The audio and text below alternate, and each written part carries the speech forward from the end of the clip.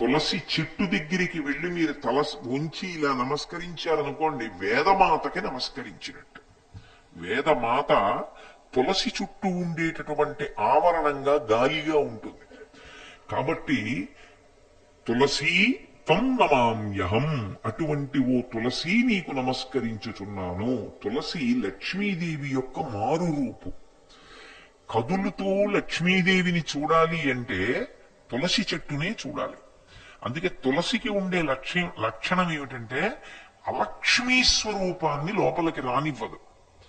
అలక్ష్మి అంటే లక్ష్మిని బయటికి వెళ్ళిపోయేటట్టుగా చేస్తాయి. లక్ష్మిని బయటికి వెళ్ళిపోయేటట్టుగా చేసేవేవి? ప్రధానంగా ఏవి చేస్తాయంటే ఉగ్రభూతములు చేస్తాయి. భూత ప్రేత పిశాచాదులుంటాయి చూశారు, అవి చేస్తాయి. అవి మా ఇంట్లోకి ఎందుకు వస్తాయండి అని మీరు అనుకుంటున్నారేమో. అందరిళ్లలోకి వస్తాయి. నేను చెప్పట్లేదు, శాస్త్రం చెప్పింది. అది లేకపోతే మరి పూజ మొదలు పెట్టగానే ఉత్తిష్టంతో భూత పిశాచాహ అని ఎందుకంటున్నారు?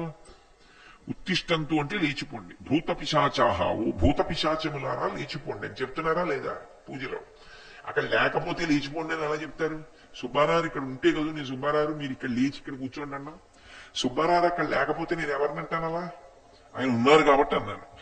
పూజా మందిరంలో భూత పిశాచాలు లేకపోతే ఎందుకన్నారా మంత్రం? ఎందుకు వస్తాయో తెలుసా? అవి యజమాని వృద్ధిలోకి రాకూడదని వస్తాయి.